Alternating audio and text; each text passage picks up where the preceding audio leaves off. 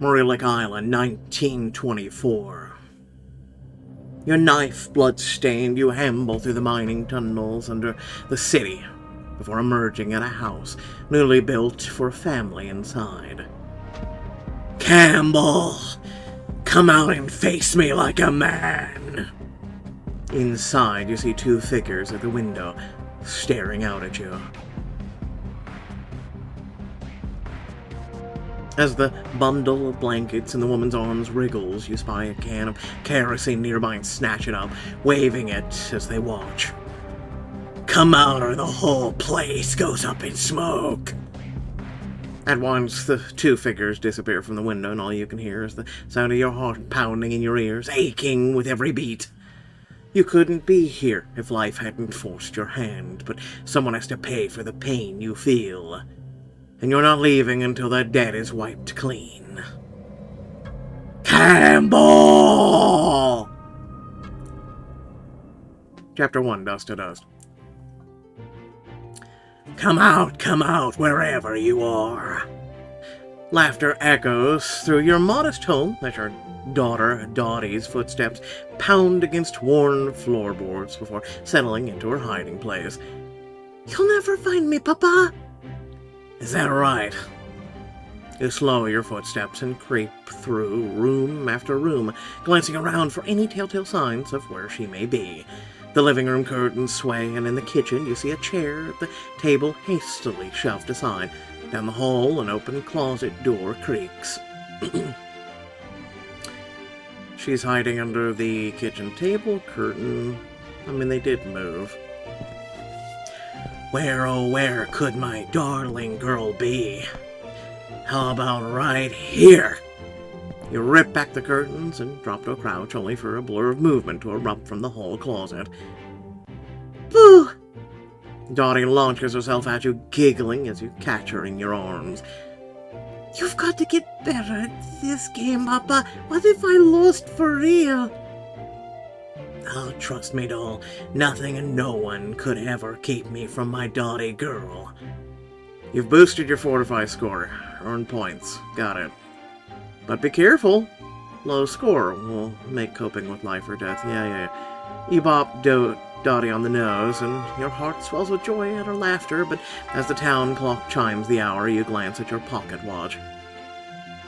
Is that the time? We've got to get moving. You have a big adventure planned. But as the two of you hustle out the door, Dottie's smile disappears until her voice is barely a whisper in the cool evening air. Papa, do I have to go? We've been through this. I have work and you can't stay by yourself. Besides, it's a sleepover at Emily's. It'll be fun. Tons more fun than I'll be having in the boring old prison. You gesture at the main building on Morilec Island, maximum security penitentiary in the distance. As it looms over you, she scrutinizes it. Maybe you should work with Emily's Papa. She said he hardly ever has to go to work. That's because Emily's Papa doesn't have a job. He has a business. He makes his living profiting from prison labor. Then can't we do that too? Don, the prisoners on the island are here to learn a lesson, not be used for corporate greed or personal gain. But if they work, then you won't have to. And it's not like they're going or doing anything else. They're prisoners. Her nose scrunches in disgust. How old's this damn daughter, Sir? She over here questioning shit. Her nose scrunches in disgust, and you quickly pull to a stop before crouching to look her in the eyes. In this book, some choices are pivotal and will have lasting effects. Choose wisely, you never know when these choices will come back to haunt you. It's important to remember, prisoners are people, just like you and me. We're one bad decision away from being in their shoes. It's true! Life isn't always fair. Sometimes good people do bad things and then they're scared or desperate. Our job is to not judge them, but to never become them. You hear me? Yes, sir. Good. Now, come on. Emily's waiting. Together, you reach the busy road that dissects your modest neighborhood, and as the roar of engines grow louder, Dottie's fingers dig into yours. All right, we've done this 100 times before. What do we do? Look left, right, then left, and when you're sure no one's coming, hold tight and walk steady. And the most important rule? No running. Then let's do it. You wait for a gap in traffic before stepping into the road, but as the two of you reach the middle, headlights streaking past on either side, Dottie goes rigid. Papa! I'm right here, Dot. Everything is gonna be... But before you can finish, an expensive new car whizzes by, so close you can see the driver inside. And next to you, you feel Dottie's muscles tense, coiling as if to bolt. Pull her back by hand, grip her shoulder, remind her not to run. Pull her back by hand. Sometimes you gotta do that. You give her a hand to squeeze. Dottie, don't... But her terror gives her new strength, and as she makes a mad dash for the other side of the street, your hand slips from hers. A car horn blares as she darts between vehicles, tires screech against asphalt, and seconds later you hear a triumphant voice. Made it! I mean, you literally are a grown man holding on to her, and the option was hold on to her. Your heart pounds in your throat as you spot Dottie waving from the far curb, oblivious to how close you came to disaster. As you fight to control your breathing, you cross to join her. Have you lost your mind? You could have been killed. But I... Never, and I mean never, do that again. You storm down the street, fear manifesting as anger as it courses through your veins, and silences conversation between the two of you. Though the prison offers you a way to take care of your family, the island's delicate balance between the haves and have-nots don't escape you. Rich bastard didn't even spare a second glance. I worked my ass off to keep this place safe for all of our families, and this is the thanks I get. They don't see how hard you work, Papa. They don't see us at all. Her words are so matter of the fact that they threaten to break your heart. She's not wrong, but class wars shouldn't be fought by 8-year-olds. She's a kid. The world should be bubbly and bright. You glance over the neighborhood, taking in its weedy lawns and patched fences. It may be shabby, but it's also a community where neighbors share what little they have, and everyone looks out for each other. She's years beyond noticing the magic and something like that, but maybe, just maybe, I can help her get a glimpse of it. Your mission clear, you shoot her a secretive smile. What if I told you they only overlook us because they don't know the truth? What if I told you you're actually a princess in disguise? And one suspicion clouds her gaze. Papa, I'm not a baby. I know I'm not a princess. Besides, princesses have kingdoms. What do you think we're standing in? Her gaze flickers to the town around you, scrutinizing it with new eyes. It doesn't look like a kingdom. Show her the magic in the neighborhood for a boost. Show Dottie her kingdom.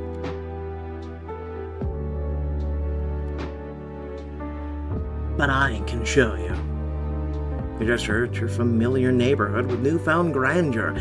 The secret kingdom of Morilec and all your loyal subjects await you, princess. Pop, are you sure you're feeling well enough to work today? In response, you take her hand, pulling her down a different path through the neighborhood. Come on, there's something I want to show you. You weave between the houses in your neighborhood, catching glimpses of your fellow guards as they head in for their shifts. You should be following them, but you head the opposite way, intent on introducing Dottie to the magic of the town, and finally you pull to a stop. Papa, this is Mr. Jin's garden. We see it every day. The old man waves at you both from where he tends a scraggly vegetable patch, and as you wave back, you lower your voice. Oh, but that's where you're wrong. This isn't just any garden. This is the royal garden of Morilec Island. The what? You kneel beside a row of cabbages, your hand hovering over their leaves with theatrical reverence. And these aren't ordinary vegetables. Each one holds a power that helps protect our kingdom for generations. In fact, the cabbages here grant warriors their strength. Every warrior in our kingdom eats these vegetables before battle. That's why they're so strong. Papa, they just look like regular cabbages to me. Is this a trick to get me to eat more vegetables? No, but you could use more greens in your diet, Dottie girl. Then why can you see the magic and I can't? Well, it's because I know the truth behind the magic. I want to know. You beckon her closer, your voice growing softer as the two of you watch Mr. Chin's slow work. When you were born, I spent every cent I had getting me, you, and your mother to this island. But once we got here, I couldn't even afford dinner. But how did we eat? There were some days we didn't. But when Mr. and Mrs. Chin found out, they started bringing us hot meals made from the vegetables in their garden. These meals kept us fed, nourished, until my first check came in. I'll never forget how I revived. I felt after the first bite of cabbage soup. Dottie processes this. The scraggly garden seems to shimmer. The vegetables straighten, leaves unfurling in vibrant greens. Papa, look, the garden, it's different now. That's because now you're seeing it with the right eyes. Come on, there's more. You lead her towards a run-down house on a hill. The Blanchett's house? It may seem like it to the untrained eye, but this is actually the Royal Nursing Academy, where... Papa, what's the real story? Well, when you were tiny, you got terribly sick. We'd just lost your mom, and I was lost. Scared. But Miss Blanchett heard you crying. She came over to help and stayed with us all night. I remember somebody saying to me, but I always thought it was Mama. I wish it was your mama.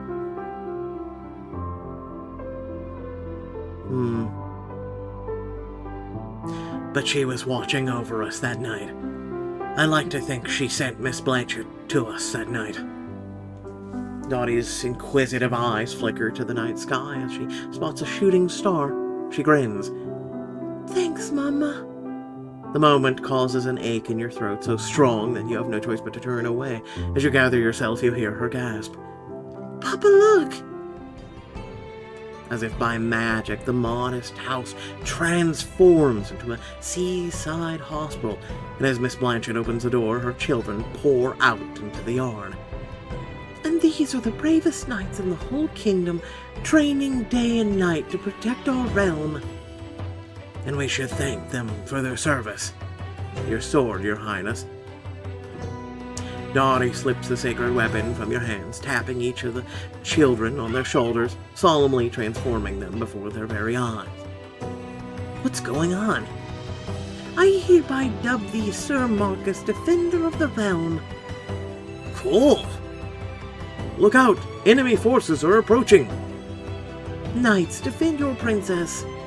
She draws her sword at the imaginary foes, and newly knighted children rally behind her as they look into the vicious combat with an unseen assailant. The playful battle winds through the streets until they reach the bustling market square. Lamplight glints off the vendor stalls as merchants call out their wares.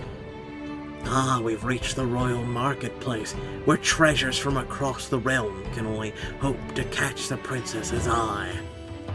Papa, look! Following her gaze, you spot a delicate tiara perched on a velvet cushion at the vendor's stall. It sparkles even in the limited light. A tiara for the princess! But only real princesses have tiaras. I'm just pretending.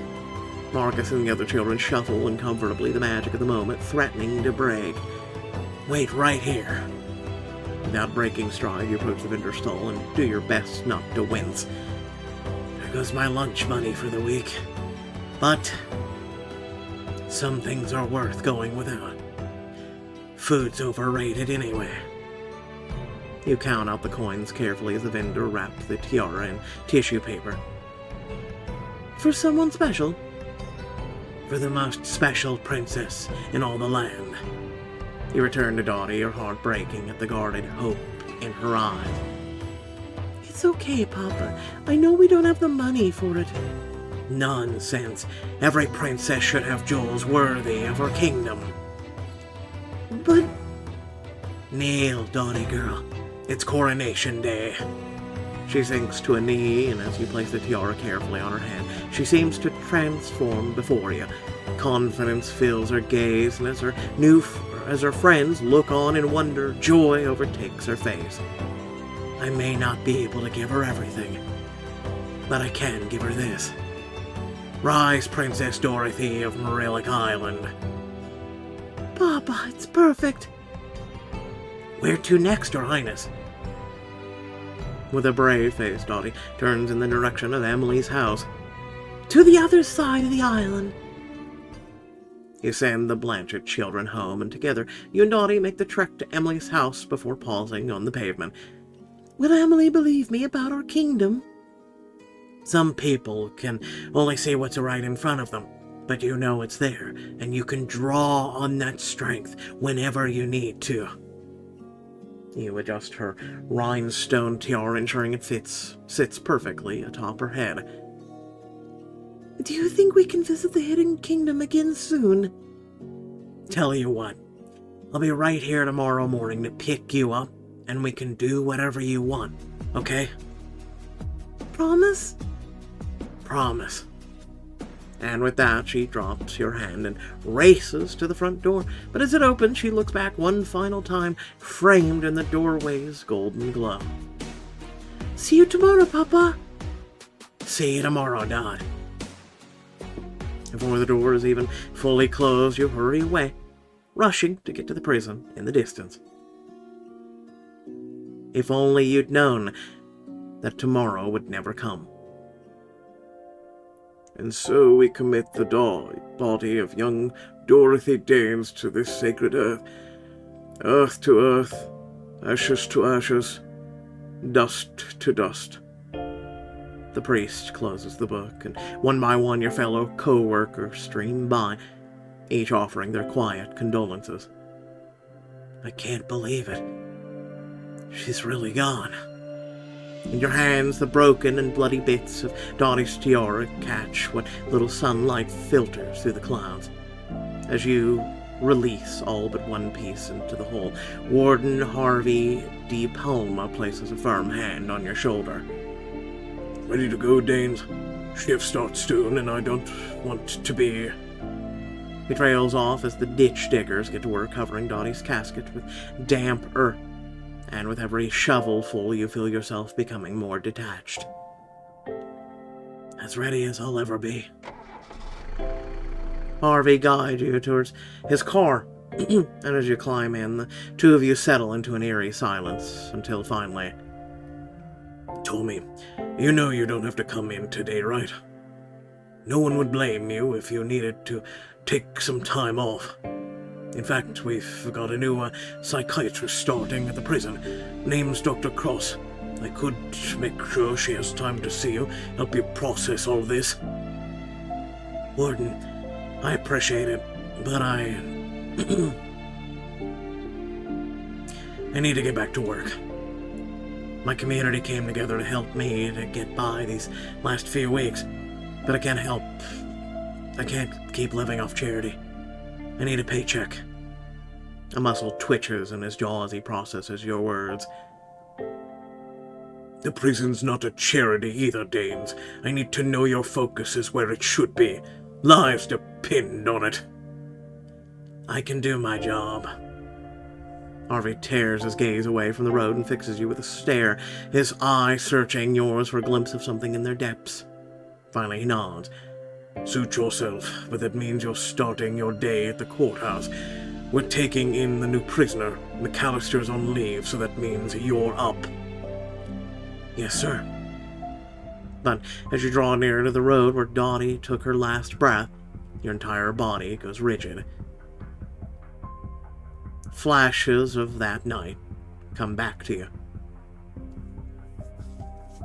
Her tiny hand peeking out from beneath the corner sheet.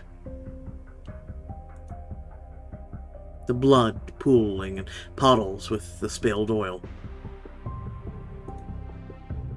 The screams that ripped their way free of your chest as you pressed her to you, begging her to wake up.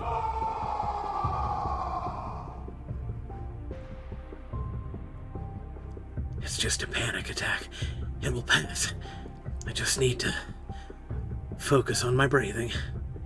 You grip the door handle tight for forcing yourself to focus on each breath as your heart threatens to beat out of your chest.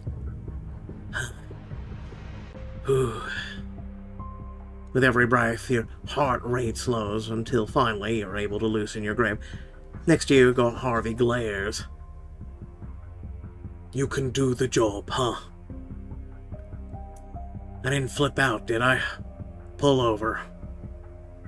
Rather than wait for a response, you turn pointedly towards the window, wait until Harvey yields to another car, and then open the door. I think I'll walk from here. Clear my head. Probably for the best. The walk to the courthouse takes you through town, and you draw in lungfuls of air. Breathe, Tommy. You just have to make it through today. Then you go home and wait for tomorrow and do it all over again. Outside the local jazz club, you narrowly avoid the wealthy patron stumbling out, clearly intoxicated. To hell with prohibition, man. Another round in my place, darling. Oh, Charles, you're just wicked. As they laugh, a veteran in tattered clothes looks up from his place on the sidewalk. Spare change, folks? Fought in the trenches so you could party like this. Some things never change. But neither the man nor the woman see him, stepping over his outstretched cap and walking past without so much as a glance. Funny how the rich can look right through you. It's like we're not even here. Who's to say we are, old-timer? Without thinking, you drop the last of your coins in his cap and drift towards the courthouse, too hollow to feel his anger or his gratitude. You manage to slip into the courtroom just as your case is being called out, and curse under your breath. Damn it. I'm on time. If I'd made it later, I could just pick him up and go. Now I'll have to wait, and with the waiting comes the idle thought. You resign yourself to a spot in the back as the bailiff leads a well-dressed man in an expensive suit to stand before the judge. The Crown versus Joseph Campbell, Your Honor. In the gallery, a woman weeps silently. Don't cry, Annie. This is all a misunderstanding. I'll have it settled in no time. And the crazy thing is, Richie Rich is probably right. Listen to the case.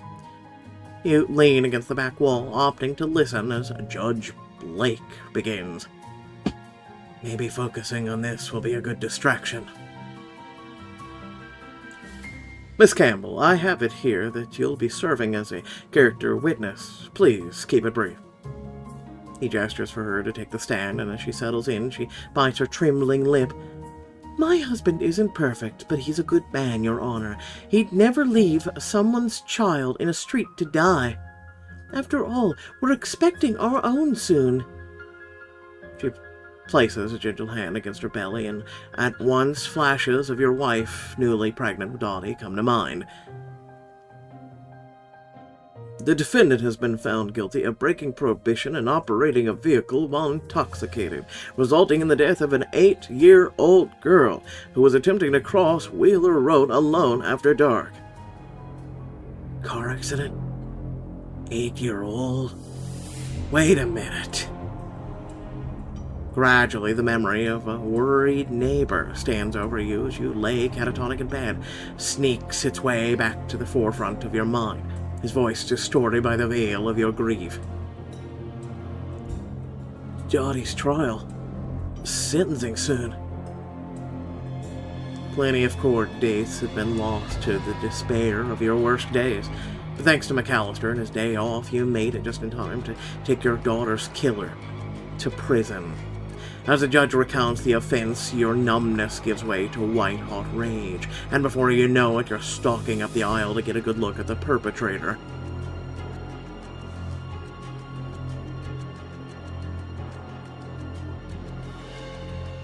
He's the one who killed Dottie.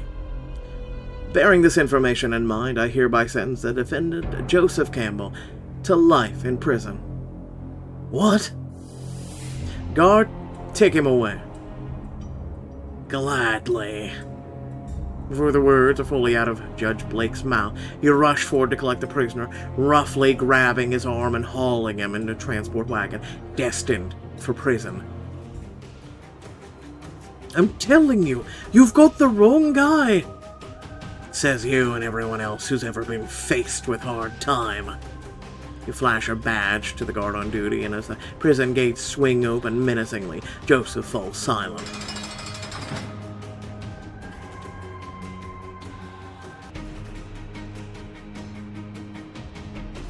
Welcome to your new home, scum.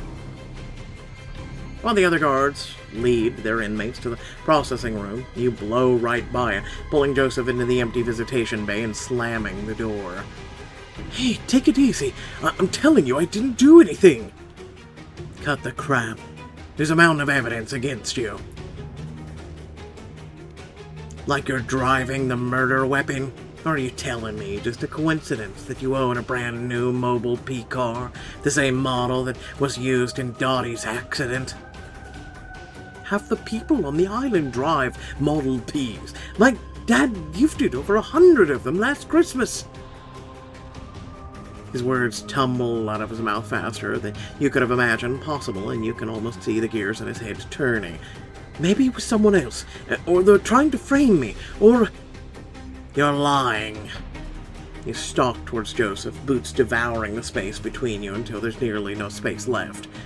You know it, I know it. The least you could do is own up to the truth.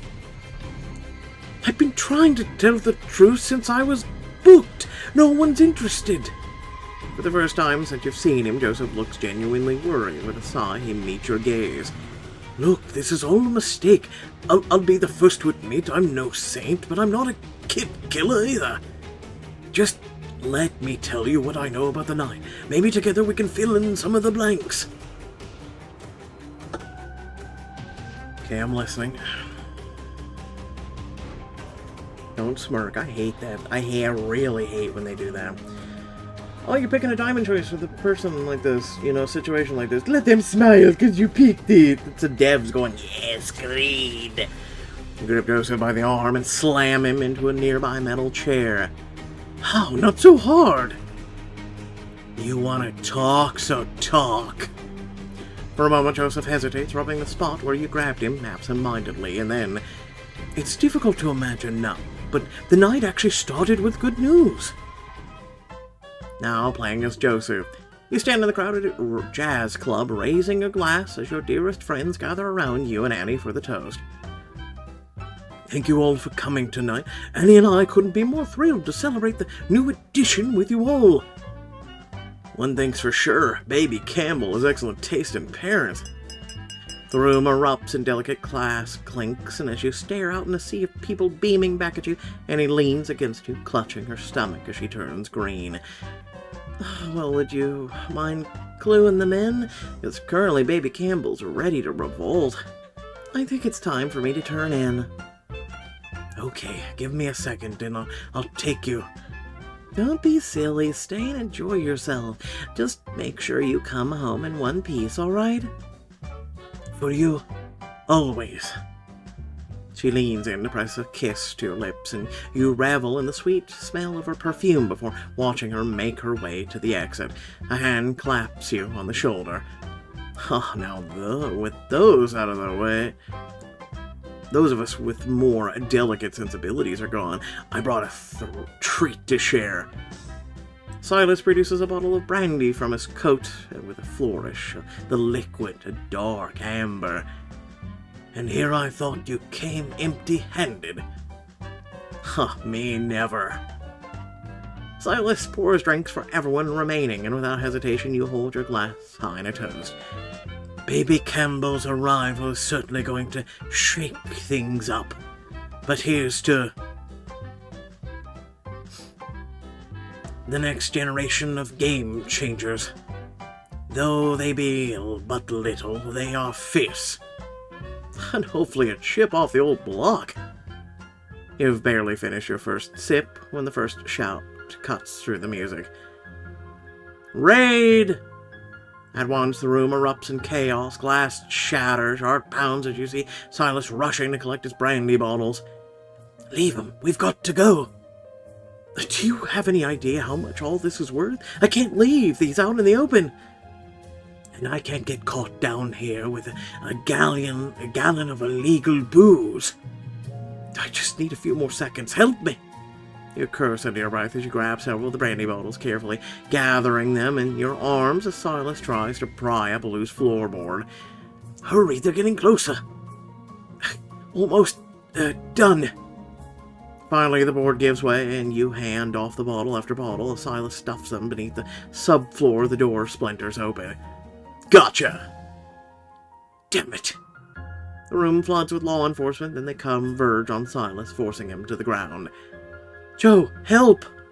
He shoves off. The nearest officer extends a hand to you. I'm sorry, Sly. I'm going to have a kid soon. I have to put myself first. What, Joe? But you turn and make a break for the exit, ignoring his pleas. You hurry out the back exit and in the alley, and in no time you hear heavy footsteps following close behind you. Stop right there! I've got to lose him if I want to make it out of here. Your lungs burn as you sprint into the woods, using the trees as cover as you listen for the guard's footsteps to crunch through the fallen leaves and grass. I know you're out here, and I will catch you. Not if I can make it to my car. The question is, do I really want to chance it? I should hunker down and wait it out. Hunker down. Deciding against it, you crawl into a thick underbrush. When you realize in horror that the wetness you feel is mud staining your suit. Just breathe quietly, stay still. You can take it to the cleaners when this is all over. The guard's boots stomp past your hiding spot, flashlight beam cutting through the darkness above you. Come out wherever you are. Because that's always worked, right? Minutes stretch into hours, your muscles cramp, but you don't dare move until the woods have been silent for a long, long time. I think it's pretty safe. You emerge from your hiding spot, shaking leaves from your ruined suit. You make your way back to where you left your car. My suit may be ruined, but at least I made it out of there. Cautiously, you climb in and leave, merging with traffic until you reach a lonely, darkened road. That's when you see through the fog a splattered mess of blood, oil, and something in the road ahead. Dear God! You pull over, stepping out to help. When flashing lights appear in the distance. Someone's coming if they find me here after the raid. Gradually, locals pour out on the street, their voices carrying through the night air. In a panic, you jump in your car and speed away. The image of the blood splattered burned into your mind. I'm sorry, I'm so sorry. Now playing as Tommy. Every muscle in your body tenses as Campbell recounts leaving your daughter alone on that dark road. Your fist connects with the table before you realize you've moved. So you ran. You saw Dottie lying there and you ran. I didn't know it was a child. It was dark. It was with the raid. I assumed it was a drunk or... She was 8 years old. You left her there to die alone in the dark. Others were arriving. I thought someone would help. That someone was supposed to be you.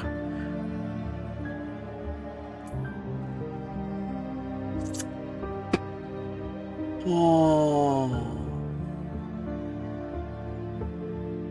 Show him what it feels like to be helpless. Make him understand what he took from me. I mean, he didn't do it, though. That's the kicker. So you grab him by the throat, pushing him back against his chair until it tips precariously. How does it feel, huh? To be alone, afraid, with no one coming to help you? Please, I can't breathe. Neither could she. You've got to understand. My wife and I are only on the island to oversee my father's investment in the prison. I couldn't risk a scandal. Well, now you're about to don an orange jumpsuit. I'd say you failed on that front. You climb to your feet, hauling Joseph out of the chair as you go, and he makes a grab for your arm to steady you. Wait, no, I told you, I didn't do this. If you didn't, then who did? For a moment, Joseph flounders, and that's all the affirmation you need. That's what I thought. You rich guys never see us. We're all just pawns in your perfect world. But I'll bet you see me now. Let's go, inmate. But as you start towards the door, Joseph plants his feet hard. I don't think you get it. My father owns one of the largest companies in the country. Yeah, go tell that to the judge. I'm just a prison guard, you idiot. Do you really think he's going to let me do hard time in this dump because some kid... At that, you see Red lunge forward, shoving him into the wall with white-knuckled fists. She wasn't just some kid. She was my kid. Your outburst triggers a flurry of footsteps, and realization dawns on his face. A guard rushes in. Deans, what the hell are you doing? Taking out the trash. He pulls you away from Joseph, but you don't break eye contact even once. As the tension in the room thickens, the guard clears his throat. Why don't you take a minute to pull yourself together? We'll get Campbell to intake. The guard tugs Joseph away, a mixture of fear, shock in his eye, but even as they leave the room, you can't help but call out after them. She was my kid, and you're gonna pay. Later, the chow hall buzzes with activity as inmates shuffle through the line. This isn't social hour, gentlemen. Get your food and find a seat. You scan the crowd for the imminent threats, but find your attention wandering to Joseph Campbell, and you're not the only one. The slop is barely fit for animals, and don't get me started on these jumpsuits. Lord help me. Yeah, no, even I want to kill him. Oh. The other inmate's body language tenses with every complaint. As the tension rises, Samuel, a seasoned inmate, casually sidles up beside you. Shame your boy Campbell isn't making any friends. Samuel, this is prison, not summer camp. It's not my job to have you all sitting around the fire, making s'mores and singing folk tunes. I don't care if any of you make friends. Trust me, making friends isn't exactly what we had in mind, Officer Danes. Samuel looks over at Campbell's table, subtly nodding, and immediately an inmate elbows Campbell's tray from the table, sending it to the floor with a clatter. If you don't like the food, solution simple, don't eat. Whoa, I didn't mean anything, but I just thought... Right. That you were better than us? The tension in the room shifts as several inmates rise from their seats and you whirl around on Samuel. What the hell are you playing at? Oh, let's just say Campbell's attitude problem is gonna get him in some trouble today. Sooner rather than later, if you're interested in helping things along. Helping? Kitchen detail's got a nice sharp butcher knife. I'll be behind the flour sacks in 10 minutes. I can't get in there, but a guard... That's a different story now, isn't it? As you survey the situation unfolding in front of you, you weigh your options. I do know the kitchen guard's patrol patterns. Getting that knife would be easy. Then again, an attack on my watch means an investigation. As much as I want Campbell to get his, do I really want the blowback?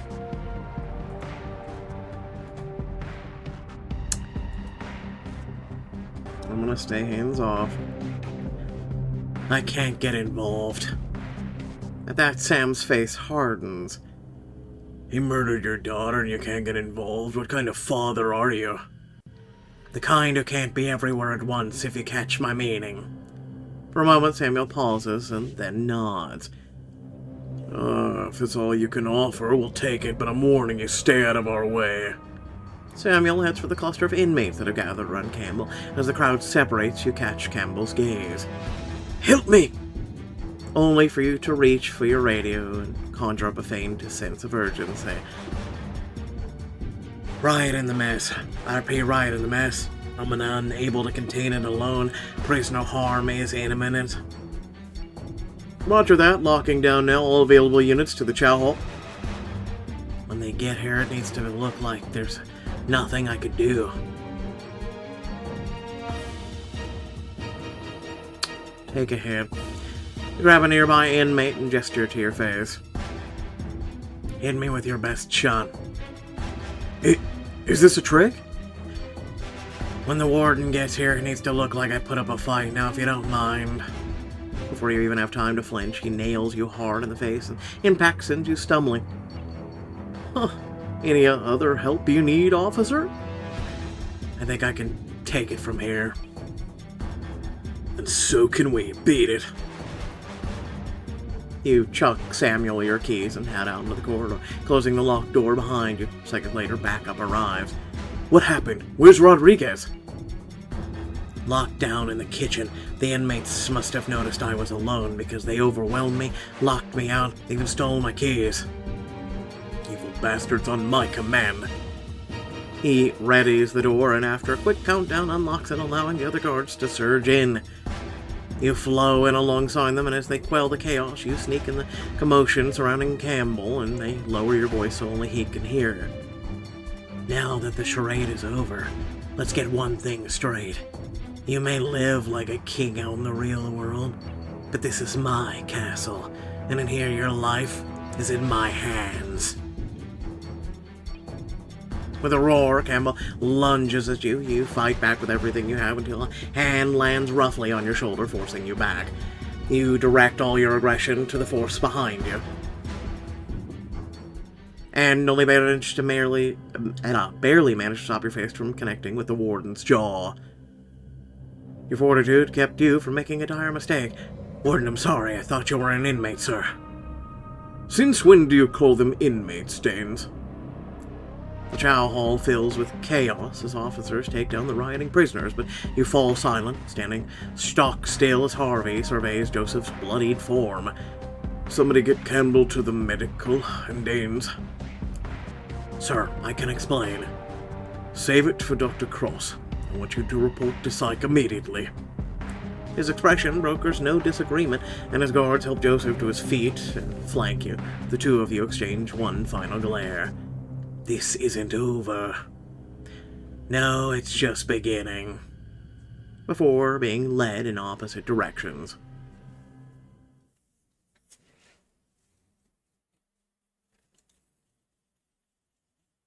Alright, so, pretty much the next chapter's not releasing today. Just saying. Without further ado, before I say what I think about this, please remember to like, share, and subscribe if you did enjoy, 1, me bringing it to you, 2, me reading it to you, yada yada yada yada. Okay, anything. Make sure to like, share, and subscribe. Aside from that, what are your thoughts? Let me know down in the comment section. For me personally, we kind of knew something was going to happen to Dottie, right? Like, common sense, but okay. It's kind of sad to see, but, it's interesting the twist that they're going to go with.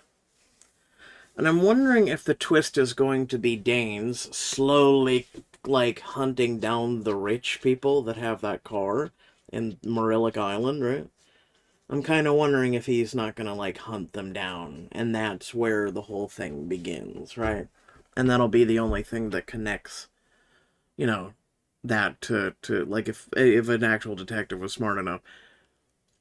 I'm kind of curious about that. Like, who, what, when, where, and the whole 9 yards.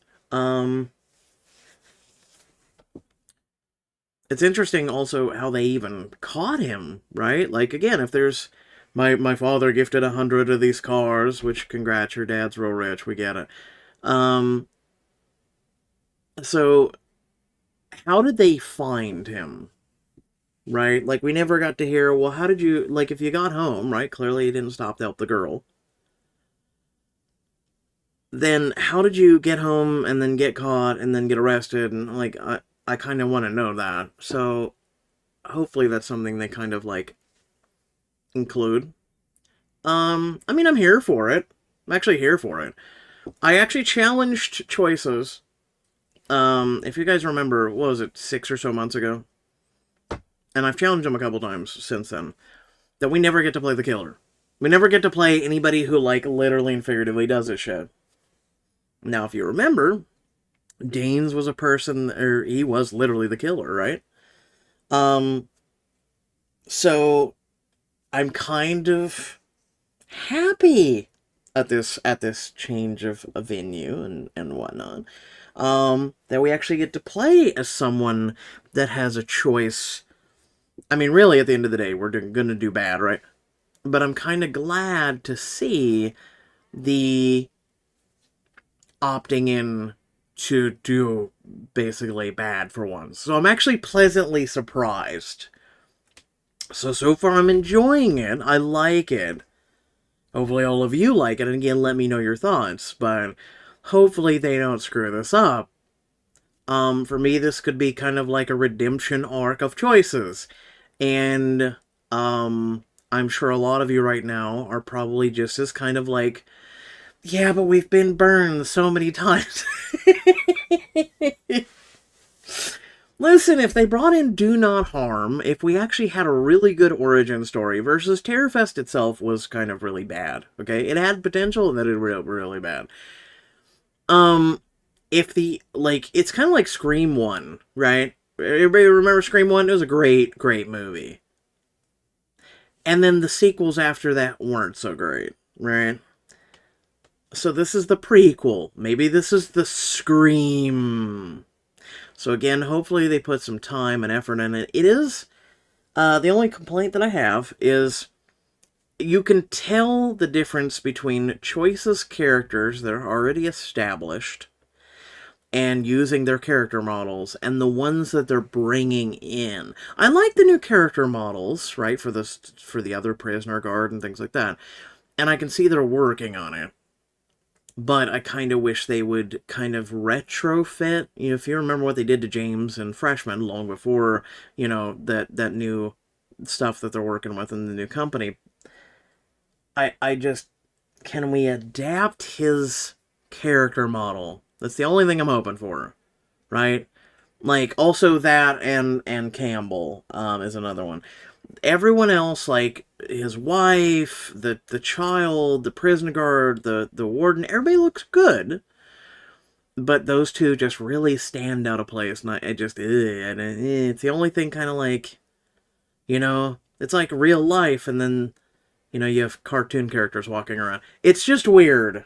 I'm just saying. Anyway, again, let me know your thoughts down below. Otherwise, thanks for watching. Catch you all later. Peace out.